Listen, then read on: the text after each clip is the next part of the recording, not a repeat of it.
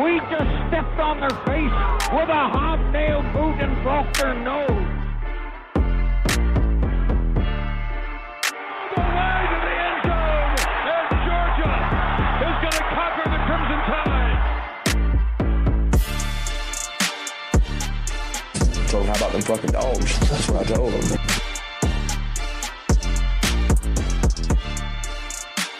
Hope it didn't take that long again. Go Dawgs. Ladies and gentlemen, welcome back to the 100 Sanford podcast. We're back in the building. It is your boy Lovelace, your favorite Yankee dog, but I'm here with the big G, the little G. Fellas, what's popping tonight? Man, just ready for another Saturday of college football. Hopefully some football. But everybody's saying that South Carolina isn't much of a test, but it's what's on the schedule. So hopefully that remains true, and that we get to really see what we're made of. So we'll see what's up. You know, maybe Graham is the resident, analyst, so to speak. So maybe he can tell me if this is going to be at least. Graham is going to tell us what we can find out about ourselves this weekend, if much at all, or if it's a lot. So I'm looking forward to listening. You trying to, dig right in right away. We got to prep everybody, massage them, let them know how we're doing, how you're feeling. I'm ready to get to the nitty gritty, buddy. I know you are, man. You got it. You don't want to go to the buffet and just go straight for the prime rib. No disrespect to Ball State and them. I'm trying to get to some football. People talking real heavy, on the internets and stuff. Texas done went in and did their big one. You know what I mean? Shout out to Texas. They did their thing, but I want to do our big one. I don't know if it ever comes, but we're gonna see. We got to see what's going on with these dogs. Graham, how's the week been, man? He wants to dig right in and go straight for the desserts, the lobster, all that good stuff. How was your week, bro? Like me personally? Yeah, how was the week, man? How was the last week?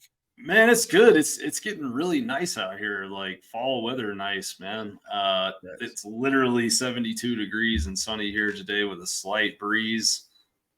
Just a little bit of humidity, but absolutely nothing compared to southeastern standards. And it's starting to feel like fall. And so, I'm kind of with George. Like, it feels like we've been in preseason for 2 weeks. And as someone who creates content, it's like I'm excited that we've had any football to break down. Don't get me wrong, but how much can I really, find out about what Georgia is or isn't when they're basically, running their starting defense out there for like 24 snaps and then putting them on the bench and, keeping the play calling vanilla. I mean, you guys did a great job last week on the show when I was out talking about the whole side of things with like people comparing about Bobo or like worried about. It's like, dude, we don't even know what the offense is. Why would they burn anything worthwhile onto tape against who they've been playing? So I'm ready for something a little more real, a little 3:30 CBS, Gary Danielson and Brad Nessler on the call. Sanford will be rocking. Feels like we might actually be getting into something now. Okay, you're exactly right, but I'm gonna do it the right way, the way we're supposed to bring in our fans and everything else.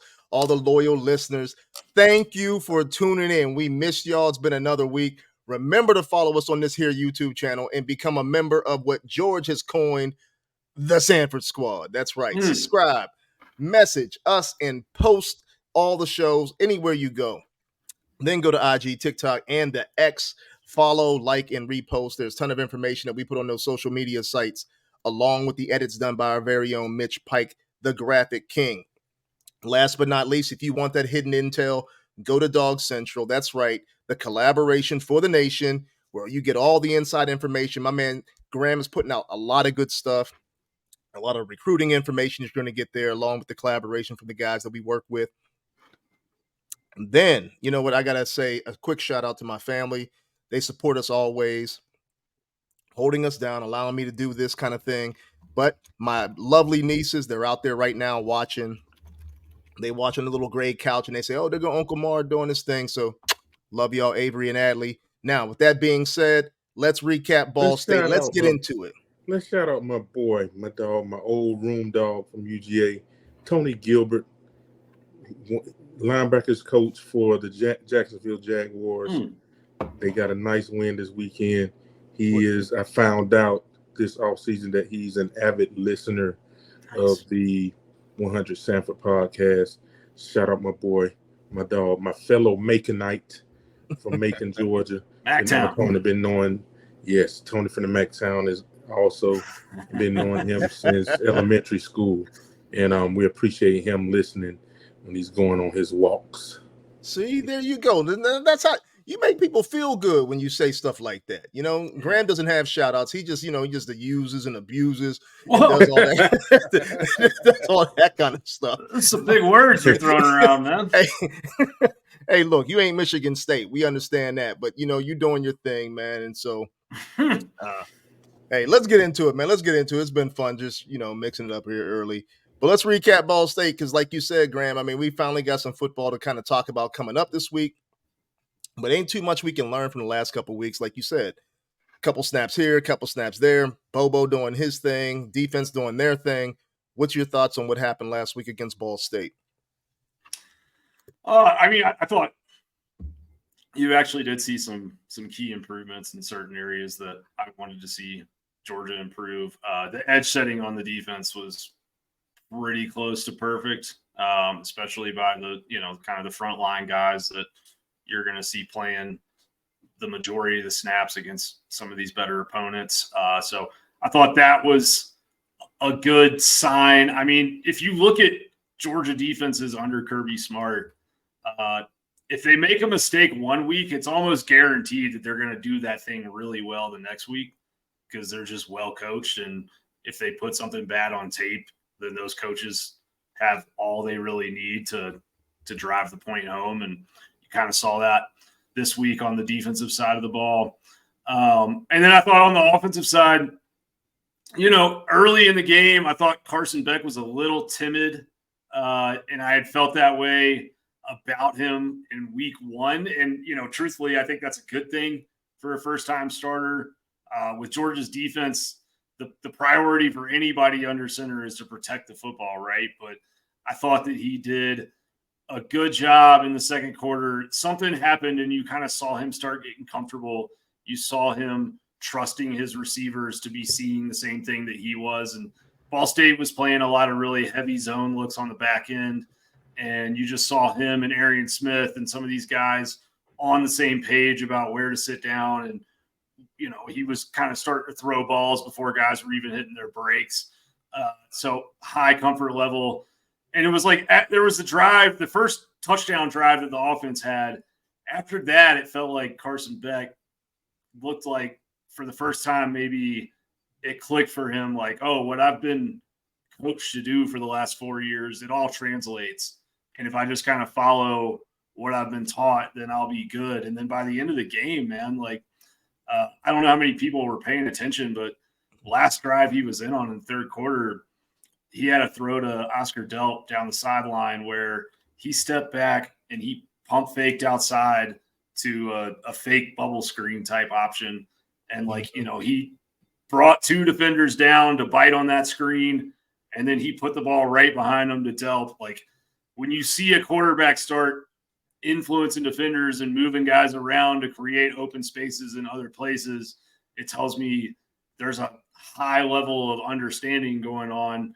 And, I think he's a guy that understands where every receiver is going and every route, and he knows the playbook very, very well. And, man, I think that he could have a very big season, especially with just the run game. I think still needs some time to run into, kind of round into form. They're going to be relying on his arm a good bit. And, even against these FCS opponents where the offense is safe and he's not throwing that much, he's putting up 300 yards, close to 300 yards a game. So be interesting to see what he does this week. 300 yards in 2.5 quarters. Yeah. So, yeah, I hear you. It's been very vanilla, but it's been very opportunistic, and I like the way that they are drawing things up for him to become comfortable. I think what people wanted to see was a Stetson Bennett style offense, a guy that's very comfortable in his own skin. But you got to realize Stetson wasn't even comfortable for the first few games in 2021, taking over for JT Daniels. It took some time for him to get comfortable in the pocket with some of the plays, for them to trust him with the play calls, allow him to make plays. And I think you're going to see the same thing with Beck. I think you're going to see a little bit of a change this week, even in Beck and his ability to run this offense. One thing I do like about it, and I know we're going to get to the game against South Carolina, is that he's playing at home. At least he has not played on the road in a road environment to get comfortable, to get his feet wet. Not allow crowds, something for him to kind of feel his way through. Me and George mentioned it last week that Beck mentioned in game one. He was a little bit nervous, getting under center first time at Sanford Stadium. Now he's getting comfortable. Like you said, a lot of those progressions, a lot of those reads are getting better. I saw on social media people were going crazy, tweeting out, some of the things he was missing early on. But it was like, as like you mentioned, Graham, that second quarter came around, he got more comfortable with seeing guys downfield, throwing guys open. And when that happens, it opens up a lot of other guys that are going to be available. And so even going to open up that run game that struggles slightly, especially with some of these running backs that have not been as healthy.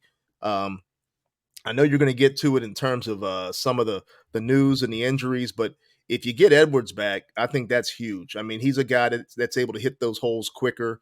He's quicker in and out of, in and out of holes where some of these other backs are a little bit slower getting there, in my opinion. And he only needs a little bit of a crack to get through and make some things happen. But this team is starting to round into shape. And the defense, I'm not even going to, we don't have to go there.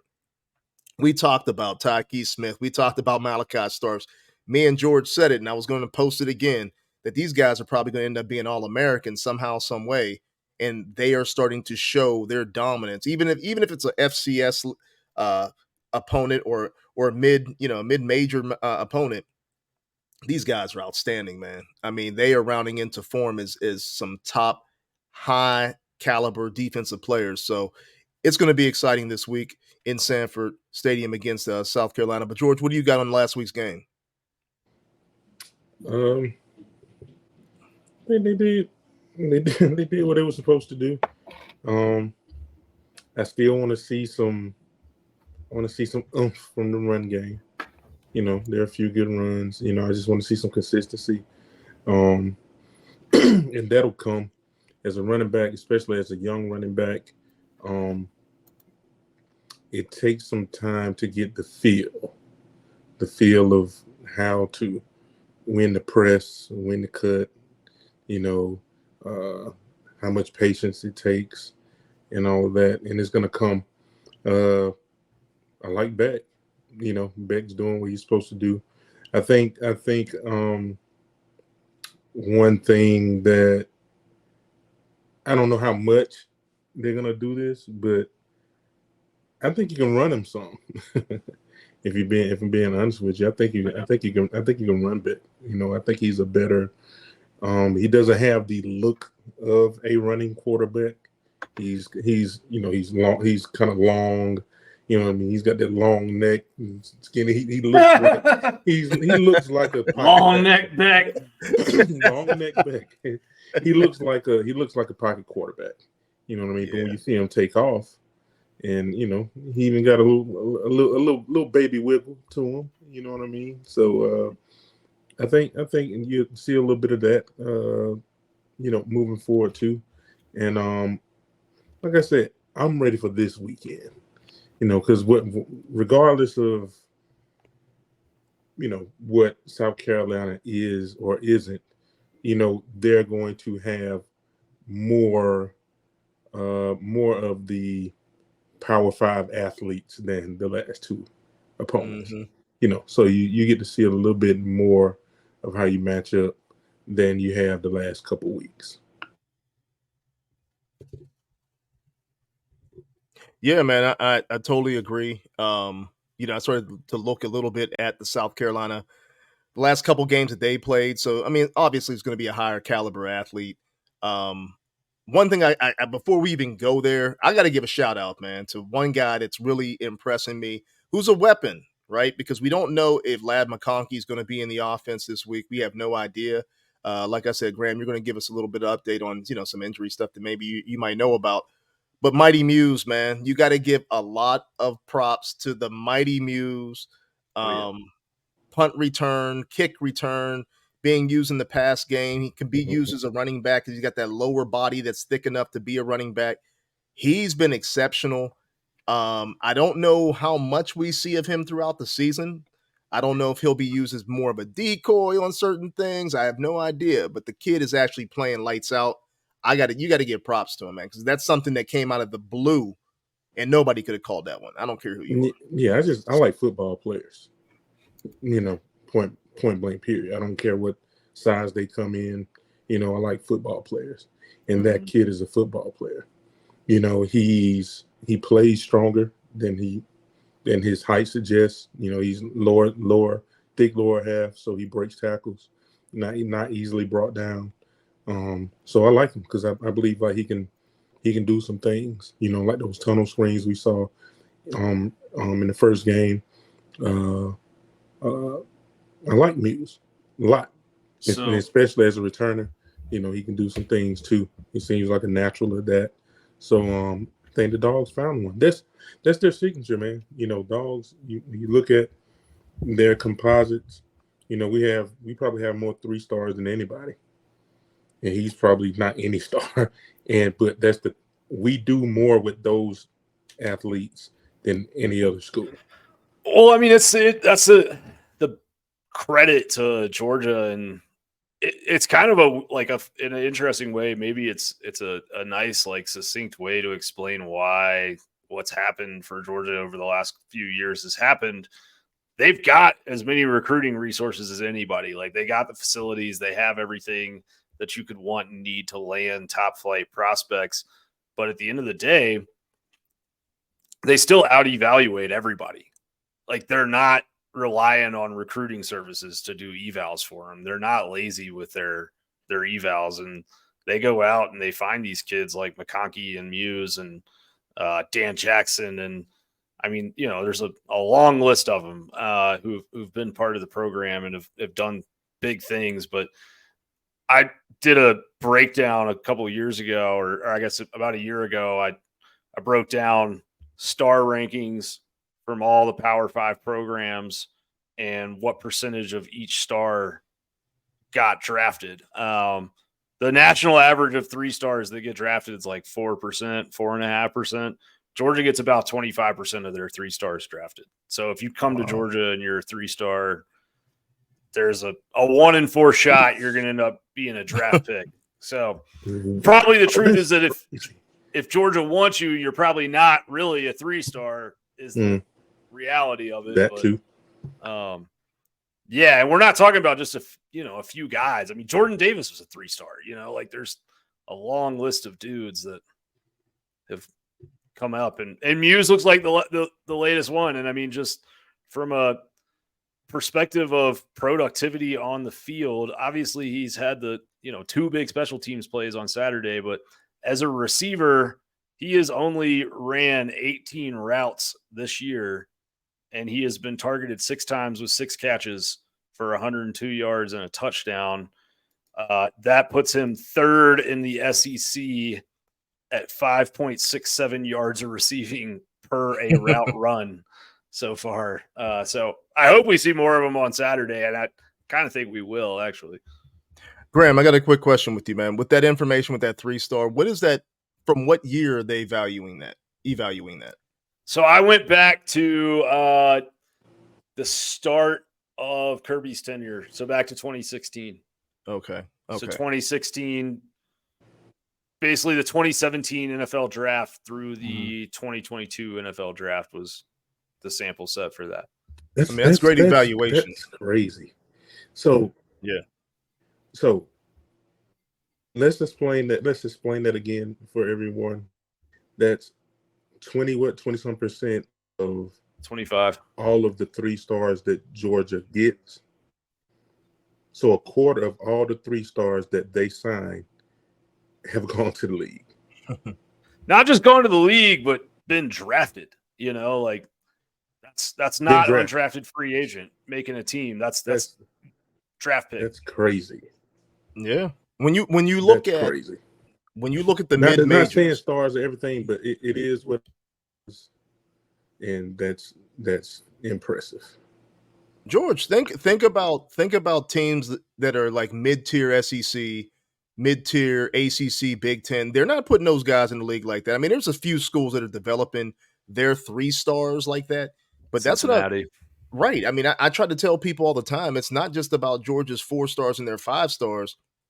They develop everybody, and that stat just goes to show you how much they are developing guys. So when they go and they pluck a 3 star, they're evaluating that. Yeah, hey, kid, you know, you're really a 4 star. You're really a 5 star. You know, we're just gonna keep this underneath the rug for right now. You come here, you got a shot at the league. Not many teams can say that, man. That's phenomenal.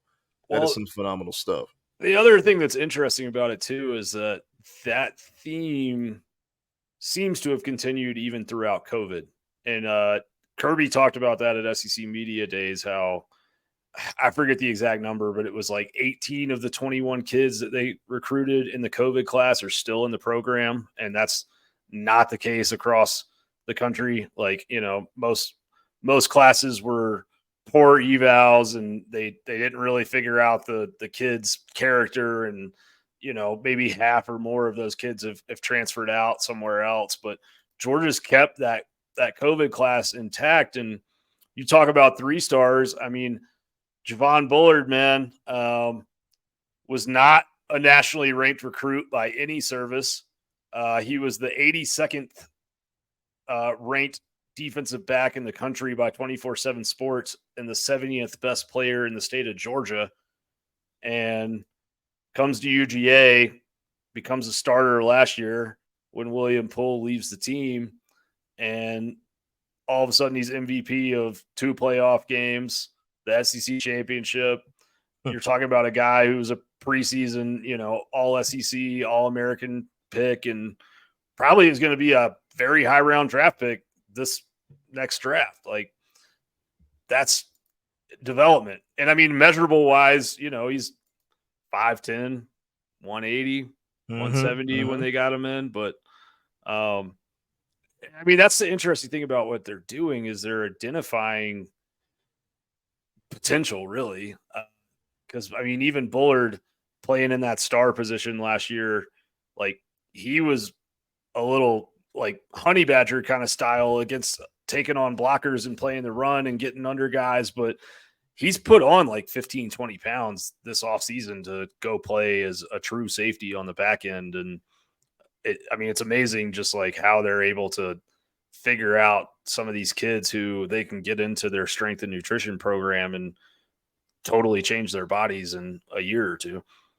And one of the great things about it people fail to understand is that you can be a great player, especially these 5 stars that choose to go to a a Florida and play with nobody, or you go somewhere where you're in the mix, right?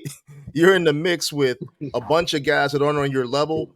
It's better. Hey man, look, I'm gonna say it. I'm gonna set it off up in here. You know, George, we're gonna set it off. Look, it's better to play with talent than not to play with talent. Not only that, play with guys that are at your level, same accountability. It makes you look better because when you get to that next level, same thing is going to happen. You're just going to be thrown in the mix with 10 other dogs that know what they're doing, right? So when you are a 3-star and you're being developed, even the mistakes that you make are not going to be so overshadowed if you're a 5-star at a Florida and you're getting burned because somebody else is out of position. Other guys are doing their job. So there's a lot to be said for that. I mean, and that's something that probably these coaches, a Fran Brown, a Schumann, Kirby, they can actually attest to. They can tell these guys, look, you're playing with 10 other guys that are dogs just like you. Not only are you going to develop, but you're going to learn accountability, be that good teammate, Be that guy that can be counted on, and then that shows a lot for that next level that teams want to see. And George, you've been there. I mean, you've been a scout. You could see those type of things where a guy, maybe he was the top dog on his team.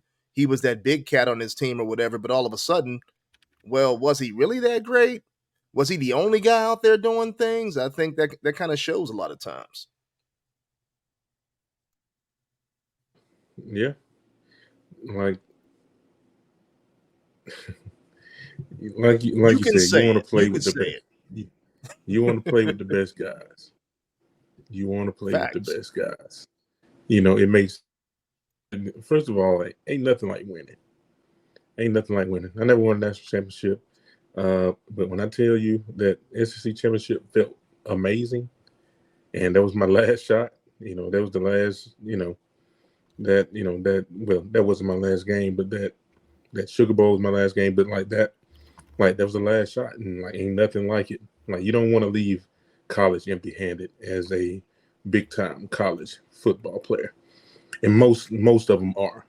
You know what I mean? So why not assure yourself a legitimate shot at some type of ring, whether it's conference, national, and everybody can't go. You know what I mean? Not everybody can't sign with Georgia, but if you got the opportunity, consider it. Consider it pretty good. You know what I mean? Yeah, think about that thing. Yes, but I know sir. there's other stuff at play nowadays. A whole lot of other stuff. You know what I mean? $10 million worth of other stuff. Big bags going around nowadays, and hey, you go to college, whether you're getting it through the books or on the field, you go to college to be able to make some money. So there's some other opportunities, some other situations going on out there. Big bags and big body Benzes that are going around.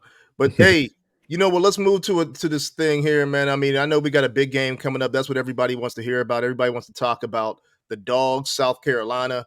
Graham, before we really get into the nitty-gritty of the preview and things like that, any Dawg news, pregame injury updates? Because I know everybody's been talking about a few players.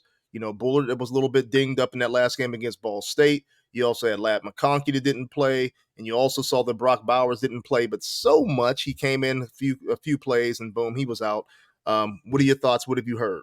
Yeah, I mean, I'm hesitant to speak definitively on any of those guys. The last 2 weeks with Edwards and McConkey, the word from Kirby during the week, and I think the word from a lot of, other places on the internet was, those guys are doing well and they're probably going to play. And then both occasions I, checked in with sources on Friday afternoon, Friday night, and they're like, yeah, those dudes aren't playing. So I think Georgia wants people to spend time game planning for Daijun Edwards and Ladd McConkey. I think there's a legitimate shot that we see Daijun this week. I would say there's probably a good shot. I'm going to be surprised if we see Ladd, just based off what I'm hearing. I hope we see Ladd, but that back injury he's dealing with is just kind of a weird, funky thing that hasn't quite gotten right. And it's a muscular thing, but if you're like me and you've, ever lived with a back injury, how tricky those things can be. And it seems like every time they try to ramp him up, he gets close and then it flares up. So my guess is if we don't see him on Saturday, we will not see him till the Auburn game in a couple weeks. Other than that, yeah, Brock not playing a lot last week was part of the plan from the start. I think they kind of challenged the other pass catchers and tight ends to not make them play the best player in the country to beat a MAC team. And it seemed like they answered that challenge appropriately. Javon, I am curious to see how that plays out. We put on the site Saturday afternoon. He was in a walking boot on the sideline after coming out of the game, but was not limping, was not on crutches, nothing in any MRI or imaging.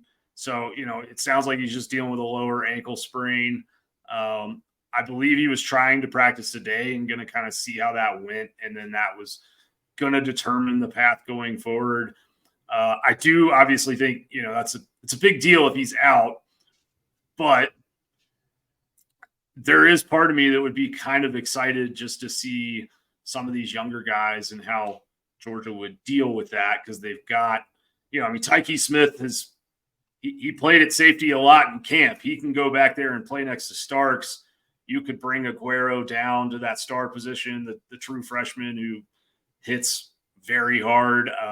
You got David Daniel that came in at safety last week, and I think he's a guy that early in his career, kind of struggled at times in coverage, not because of any physical ability or lack of physical ability, but just, was sometimes a little slower with his reads, and he's picked that up, and he's a physical player who really fills run lanes. But, the key to this game for Georgia, they're going to obliterate South Carolina's offensive line. Like, they gave up 9 sacks to North Carolina. So it's all about, that's a real stat. That happened. It's a thing. So it's all about, Spencer Rattler's arm talent and making it tough on him. Yeah, 9 man. sacks. You need to go back and look at that game again. That was the first game of the year. Go back and look at it. I didn't see any of it. I haven't seen any of it. I said that the Auburn-Missouri game in 2021 was the assiest offensive line play I had ever seen, but the South Carolina performance against UNC in their opener it's right up there. Hey, man. Hey, you talk about South Carolina, and they did play UNC. That was some good tape to see. And, for teams that start off like Georgia did against a Ball State, against an FCS opponent, you're going to see something vanilla. But with South Carolina, they couldn't go in vanilla against North Carolina. They had to play. They had to really ramp things up immediately, and got handled by North Carolina pretty definitively, quite honestly. I think Drake Mays didn't even have his best game, and I think that they got handled pretty easily. They played Furman last. Go ahead. I'm sorry. I was just saying, that North Carolina team promptly went and played a home game against Appalachian State and got taken to double overtime the week after they blew out South Carolina. So, there's a question here of how good are they really? And maybe, maybe it's just an off week, but transitive property doesn't always work in football, but it is something that is on my radar of, it's because you were about to talk about Furman, and that was a little shaky for a minute as well. Right. That's the thing. Like, who is North Carolina and who is South Carolina, right? You see two different sides of the coin, because when you look at it, I remember everybody's texting on the group chat, hey guys, South Carolina's having problems with Furman, right? And then all of a sudden they turned it on. But, there is something to be said for if South Carolina can actually protect Rattler. He's a kid with a talented arm, and something has clicked for him since that Tennessee game, right? He's actually thrown the ball a little bit better. I think he's become a better teammate than what people have realized. I think that his leadership is now, the team is kind of following behind him, right? He's got some playmakers on the outside in Leggett and Eddie Lewis. Leggett has had a lot of big catches, and that's the thing that I'm looking forward to this week with Georgia's secondary handling the 6'3" Leggett. In years past, we've had our corners at times get lost in space, not play the ball as well as we want them as we want them to play. Now you have Fran Brown fully cemented as a defensive back coach. I want to see how these guys line up and actually go head to head with some receivers that in a talented arm quarterback that can actually sling this thing, right? 9 sacks. Yeah, I say the same thing, George. But here's the thing. We don't know, because and I think that's what fans are thinking. They're like you. They're like me. We think we're going to feast, but we don't know because we haven't seen what our defensive line can do, because we've only seen them in spurts. I'm hoping to see, like Graham talked about in week 1, right? There is no more Jalen Carter. There is nobody in that middle that can actually flat out destroy anyone in front of him, and you're used to him doing that. I am interested to see what Michael Williams can do, what number 7 can do. I want to see these guys attack, and allow this secondary to feast, the guys that the young guys on the corners, and my guy, Malachi Starks and Tyke Smith on the back end. I want to see them feast, but that doesn't happen unless that front four, that front five, front six can actually bring the pressure and establish at least 4 to 5 sacks. May not get 9, but give me 4 or 5. You got to give me 4 or 5. Mm-hmm. Ooh. I don't know what to say about a unit that gave up 9 sacks. Well, you need to go and look at the tape and then be able to feed Dog Nation, man. I'm gonna have to look at that and see. Was that scheme? Was that personnel? Was that some of it, honestly, man? And I'm no offensive line play expert, obviously, but from what I could tell, man, just their splits were all whacked out a lot of the night. They were just lined up in the wrong spots and letting guys shoot gaps on them. They were, too wide in certain places. Which could be something that's expected week 1 when you're going up against not a top tier talent. What's that? Well, it's fixable. That's a fixable issue. But you don't know whether it's fixable against a Furman or if it's completely fixable against a Georgia that's supposed to eat. I think that's what it comes down to. And I think now you see not a balance of what Georgia was doing vanilla-ly, in a vanilla style. What are we going to see in week 3? And can we see some adjustments that maybe South Carolina can make, some wrinkles that they can throw? I really don't think so much, but I think there's it's going to be somewhere in between. But let's get to it. I mean, what are your thoughts against South Carolina? What are you looking for them to see?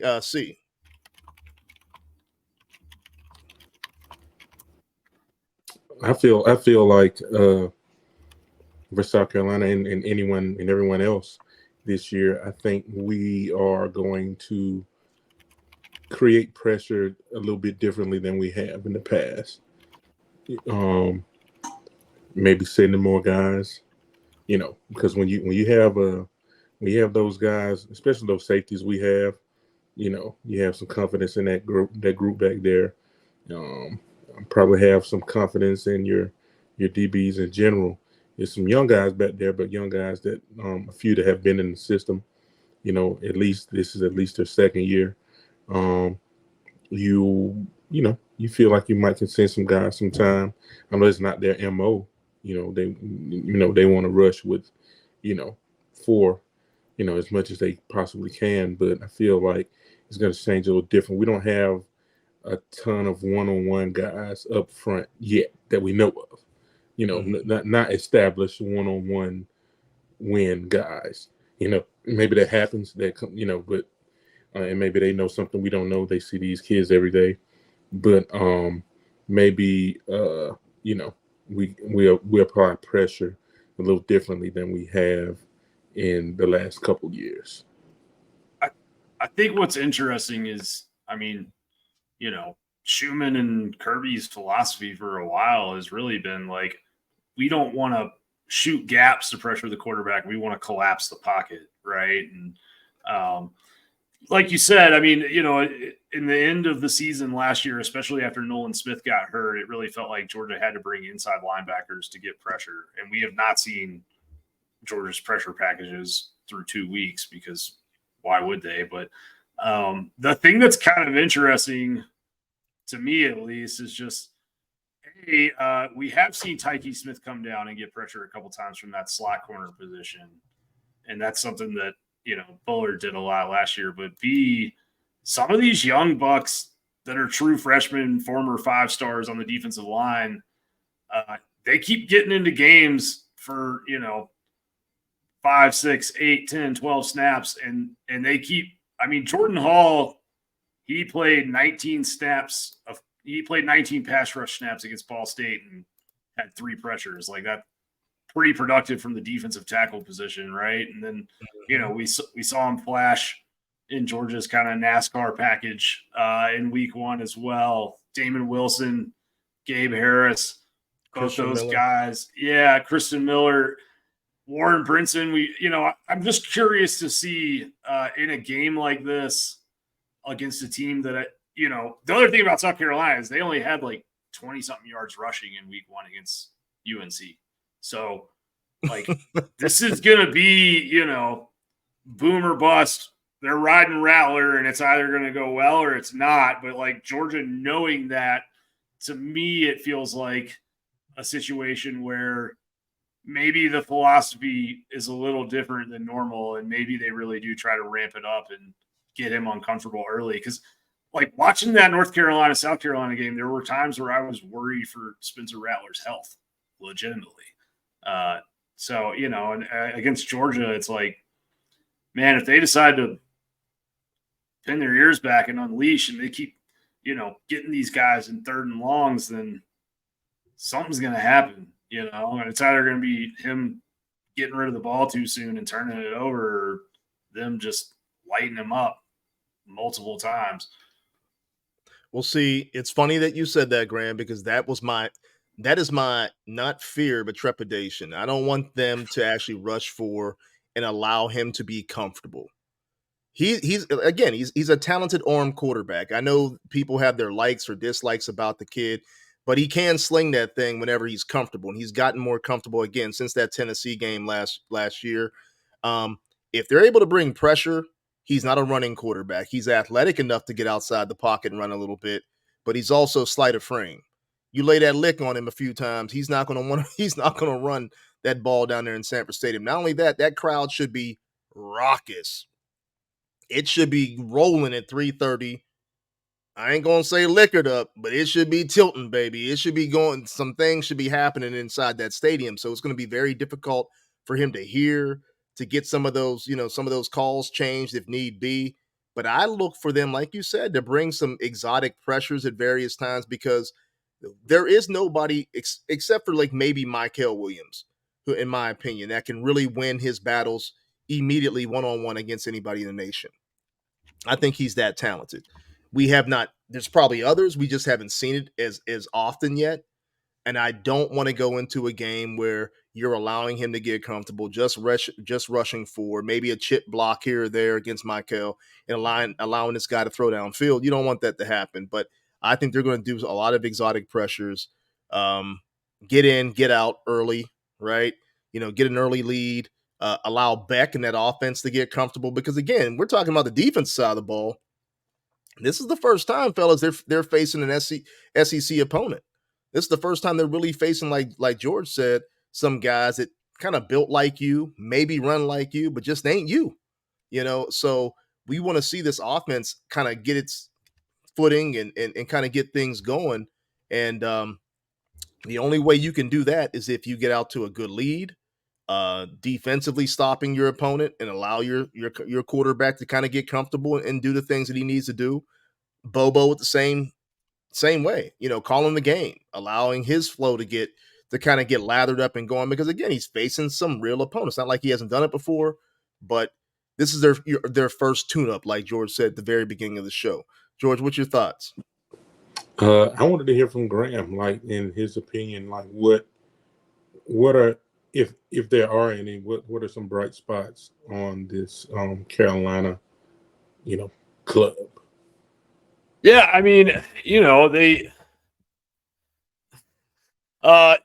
I'm very interested to see what they do on the back end in coverage. Like, they've got a really good safety in Nick Ebenwari, 6'4" kid who can move, like, very impressive player. And he went out on like the first drive of the season with a hamstring deal. And there's a chance he could be back this week. If he is, I think that's a big deal for them. They got DQ Smith at safety back there. Mm-hmm. You saw him make some big plays when they upset Tennessee last year and spoiled their chances at the playoff. And then, you go over to the other side of the ball. Rattler's been phenomenal so far this year, truthfully. I mean, the 55 completions on 68 attempts for almost 700 yards passing and 3 touchdowns. He's up over 10 yards an attempt. And they're doing that on the receiving side without Juice Wells, who's he's a former quarterback who can do wildcat stuff, but he's a very electric receiver as well. They got this kid, Nicholas Harbor, who you might remember the he had a viral video on YouTube or on Twitter last year where he is, I mean, this kid's 6'6", and he moves like he's 6'5", 6'6", 241, and he ran something crazy in the 100-meter. Let's see. So that kid is in college now. Yeah, he ran a 10.3 He's- 100-meter at 6'5", He's at South Carolina? 240. Yeah, he came to How South did that Carolina. get past me? I thought he was like he chose South Carolina, huh? Yeah. He came down to South Carolina and Maryland and stuff, but he hasn't made his season debut yet. So this would be quite the time to do it. But I mean, that talk about an entertaining matchup. Like, I want to see that kid in Starks running hip to hip downfield, like that would be fun to watch. So they got some weapons and I mean, credit to Rattler.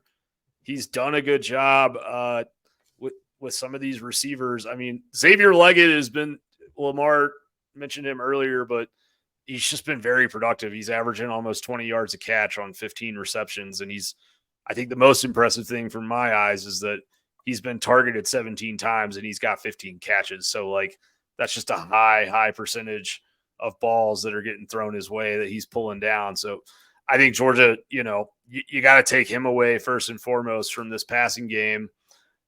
You got to carry on Joyner at running back still, who I think is a good back, not a great back. And it's hard to say what this running game really is.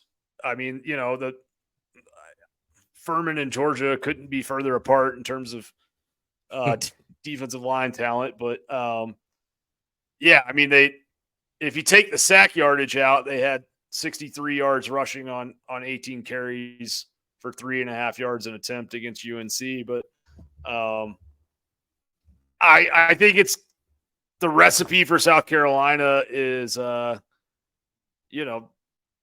this isn't a game that I think defensively they can win. If it's, I don't know if up front on defense they've really got the stuff to make things problematic for Georgia, like especially in the passing game. They didn't have a very high pressure rate against UNC. Georgia's pass protection has been excellent. But, the thing that's interesting in a game like this is just Georgia's got to find some consistency on the ground. And I think maybe that's Dylan Bell. I'm curious to see what that looks like for UGA. I think they kind of figured out on Saturday that they can run off the right side behind Amarius Mims whenever they want. And they did it a few times and said, okay, let's not show that too much. So I expect to see some of that. But, South Carolina, how it is, man. You played against them. Like, when they play against Georgia, they often play above their talent level. It's a their second biggest rivalry game in their minds, and they'll come in fired up. I just don't know if they've got the stuff on the line of scrimmage because they lost a lot in the portal on the defensive line, and we've obviously already touched on the offensive line. I'm just not sure if they can really bow up and deal with Georgia up front. Graham, you said it perfect. I mean, that's the thing that I thought about was that the pass protection has been excellent. If they can keep Beck upright, allowing him to go through his progressions, he can have a big game. But you got to have balance, right? I'm waiting to see what this running game is going to do. You saw some spurts last week. You saw some decent runs by Milton. He's starting to come alive. Maybe he's getting a little bit more healthy. The young boy Robinson is actually starting to run a little bit better. Like George even mentioned on our podcast last week, where he was stating, he said, you know what, these guys got to get used to college ball. You can, it's practice, but you can't simulate real live game activity, somebody else in front of you, and even how your offensive line reacts to things, right? So Robinson is now getting his feet wet. But if you see Edwards come in and in the usage of a Dylan Bell, it could do something different for this run game. I mean, the run that he made last week against Ball State, it made me scream, where my wife was like, what in the world what are you doing up there? he had some nice cuts, things that our normal running backs don't even do. So it's going to be interesting if they use him in the backfield a little bit more, just as a wrinkle, even as a decoy. Maybe he's in the backfield and they think he's going to run, but bring him out of the backfield, wheel routes, just like they used Kenny McIntosh the last few years. It'll be interesting to see what they do there. But if they can establish the line of scrimmage and run the football, I think Georgia can kind of do whatever they want to do offensively, manipulate a lot of things offensively with Brock Bowers, obviously, and the receivers, a wide complement of receivers. I love our receiving core right now. A lot of guys that are developing. You see Chris Smith coming alive, Rosemary Jack Saint, he's coming alive. Everybody's kind of coming alive as wide receivers, and I'm loving that as well. So it's going to be an interesting game, fellas. Let's get to some predictions on this thing. Let's talk about what you see is going to happen. It's a 3:30 game on Saturday. I don't think there's any rain in the forecast. Georgia's 6-1 under Kirby Smart against South Carolina. Not the last time they were in town, but the last time before that they were in town. We saw a vanilla game where they didn't play so well. That was the only hiccup that Kirby Smart has had, I think, over his tenure against South Carolina. But what do you expect to see? What's your prediction, game prediction, and score? I think Georgia wins. Just judging from the what I've been hearing, I think Georgia wins. Let's call it 38-10.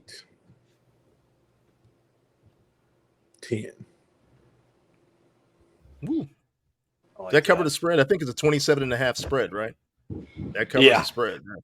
It does cover the spread. I look at this South Carolina defense, and it seems like the weakness in their back seven is that the pass coverage ability of some of these linebackers just isn't great. UNC was able to pick on that. Even Furman picked on it some. Their two starting linebackers have been targeted a combined 14 times this year and have given up 14 catches for, I'm not great at math, but almost 100 yards. I think Georgia, this was the game last year where Georgia established that they were an elite perimeter blocking team, and they worked those linebackers and made them run side to side and chase after Georgia's faster, kind of smaller wide receivers and made them run down the screens. And then eventually they started, pounding them up the middle with the run game and then sending Bowers up the seam past those linebackers. And I think they'll do something similar on Saturday. I've got this weird feeling that like Mike Bobo, his last job was as the OC at South Carolina. And then when Bill Muschamp got fired as the head coach, he was the interim head coach. Brian McClendon was the OC there. Shane Beamer was on staff in Athens, and I won't go down that wormhole too far, but let's just say there's assistants that Kirby Smart has had that he liked much better than he did Shane Beamer. So there's a interesting amount of intensity, I think, in this game for Georgia, especially in a game that they're a 4-touchdown favorite. And I think they're kind of ready to make a statement and let everybody know that they're back and ready to do this thing again. And they got different guys than they did last year. So I think Georgia's going to blow them out. And I think this game gets out of hand early. South Carolina will probably get a late touchdown or something, but I think you see Georgia pour on the points, and I'm going to say 45-13, something like that. Okay. My big multiple sacks. I'm sorry. That's all I was to say. Mini sacks Gotcha. for Georgia's defensive line on Saturday.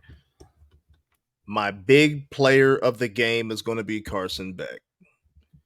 You are going to see a breakout party for Carson Beck. I'm talking 330 plus yards passing, maybe 350, 4 touchdowns. I think that this offense gets loose. I think that it's like similar to what Graham said, that you start to see the coming out party for the nation to see how dominant this team and this program truly is. I think that they kind of been coasting and people kind of been looking at, well, Georgia's coasting, and everybody in the nation knows that they played who they played and they've been vanilla, but they just want to actually just throw some shots at Georgia. But you know what? I think they're poking the bear a little bit too much. I'm going 48-17, and I think it could get worse, quite honestly. I think the Dogs are kind of called off, and the only reason I said 17 is much like I said the last few weeks. I think that the second team comes in and they give up some touchdowns. Or maybe, something wacky happens. I mean, it's Shane Beamer and his special teams and all that, something. They always do little wacky stuff. But I think this game is never in jeopardy at all. And I think we really see a coming out party for Carson Beck. Because remember, that interception last week, he wouldn't even have an interception had they not believed that it was a free play. He just throws the ball downfield and it's picked off.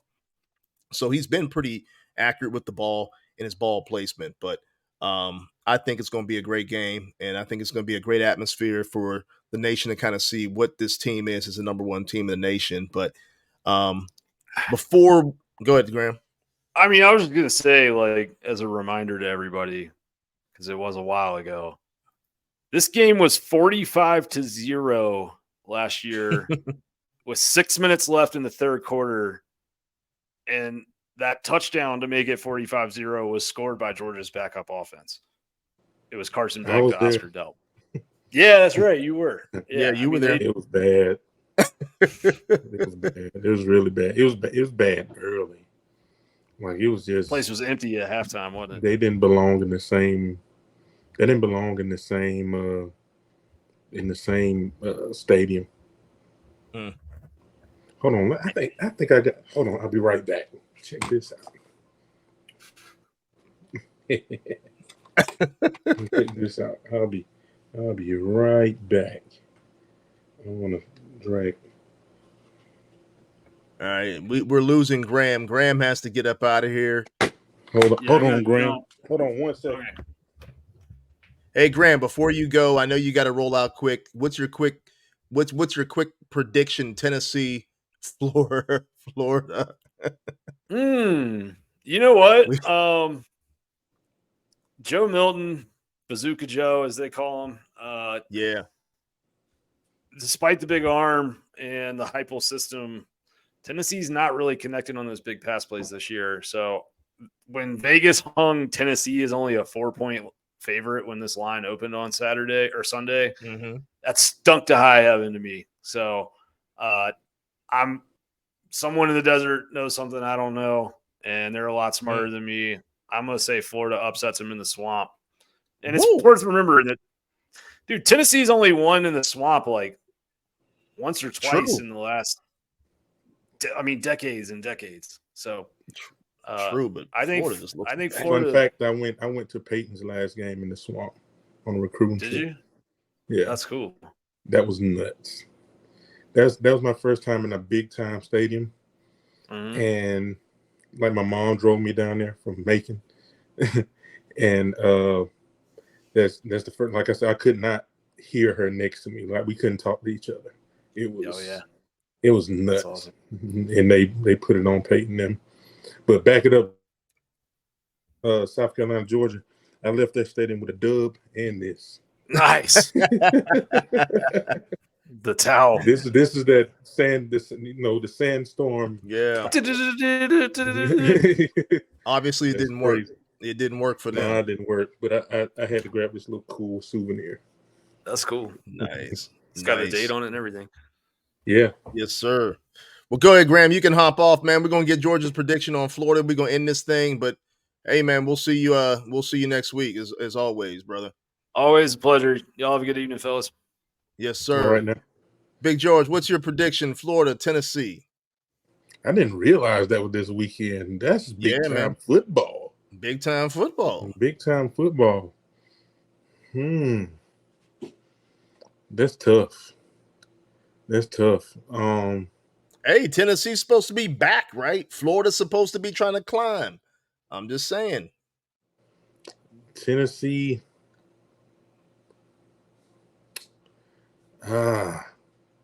I think Tennessee. Where is it at? It's in the swamp. It's in the swamp. I think Tennessee upsets them. Well, no, it's they're 6-point favor, so it ain't gonna be an upset if they do anything. Well, it's in the swamp. I think Right. I think of course with Tennessee coming off last year, and doing what they've done this year. When I say upset, I mean it's anytime you can win in the swamp, it's a big deal, and you're not you'd rather play not in the swamp than in the swamp. That place get pretty raucous. But I think they handle Florida, and I think it's gonna be somewhere in the realm of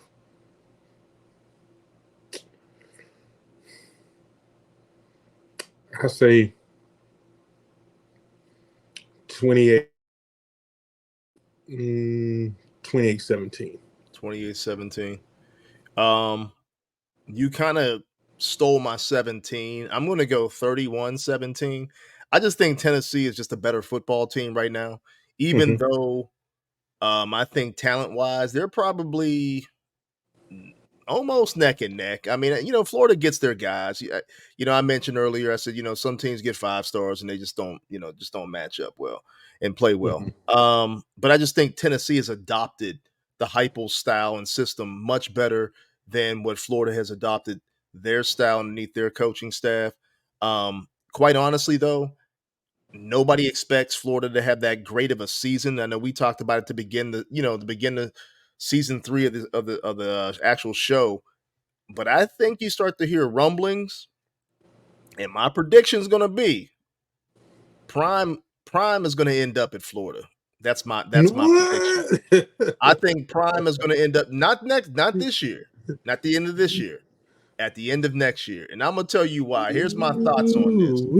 Remember when they asked him, they said, the young lady said, your alma mater. And Prime said, no question. He said, who's alma mater? I graduated from an HBCU. Yeah.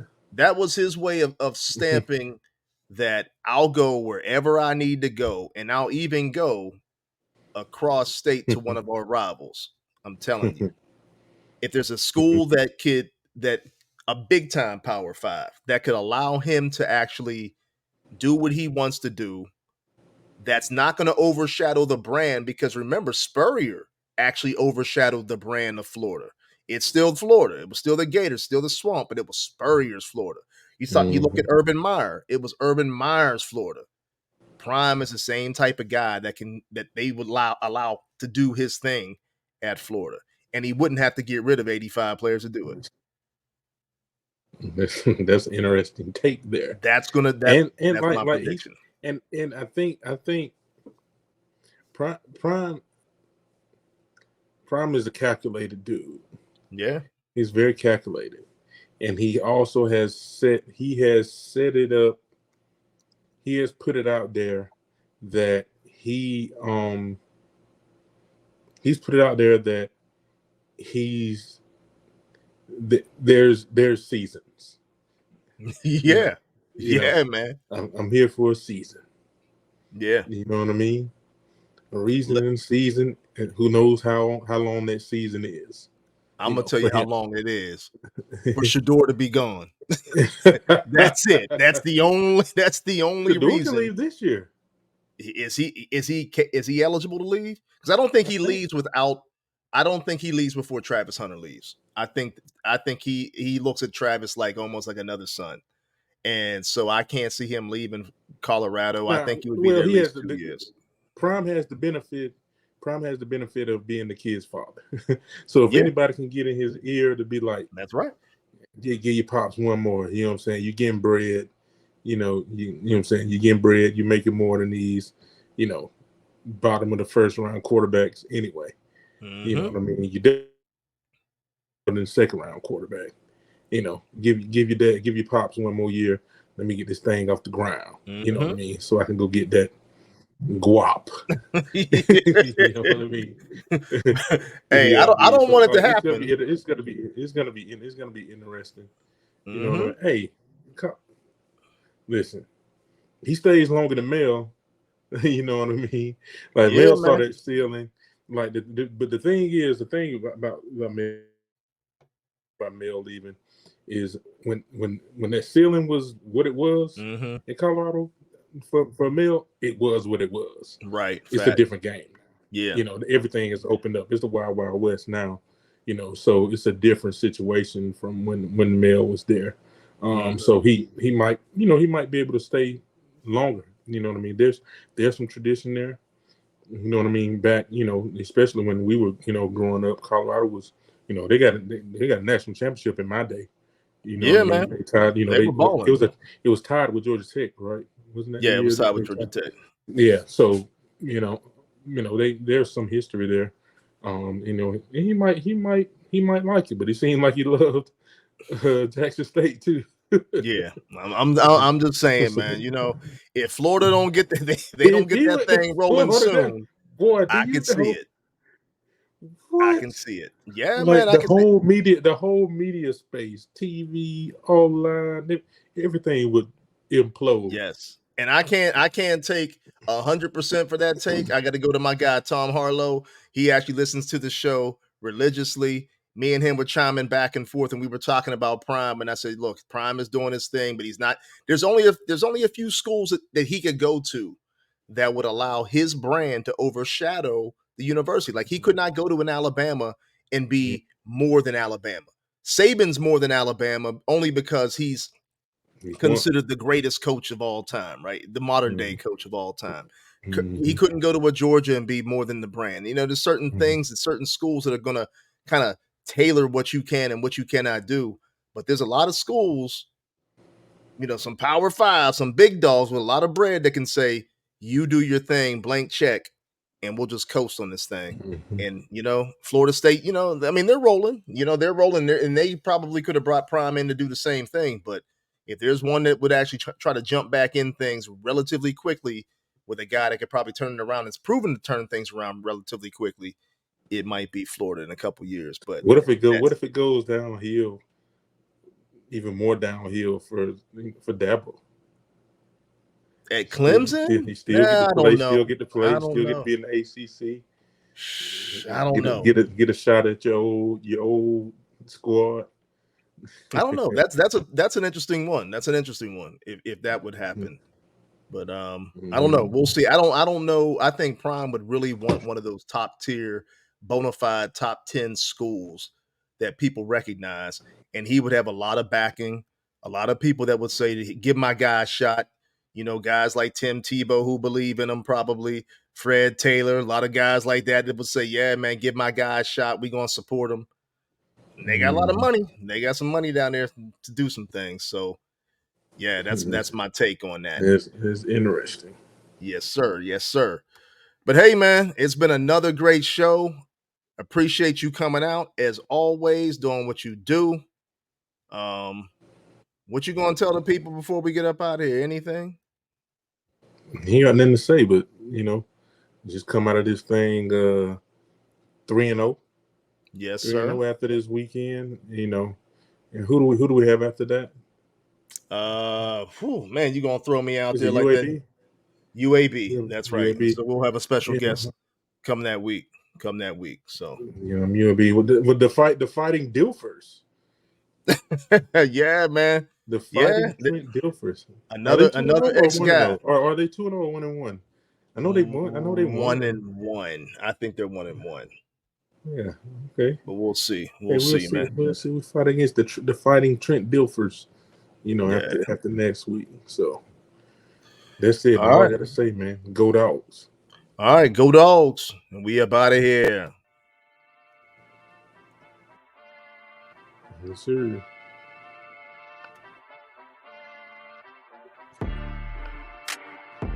Thank you for listening to the 100 Sanford Podcast. Tune in weekly to hear fresh content from the 100 Sanford Podcast every Thursday, but also with some pop-up shows every now and then as news breaks.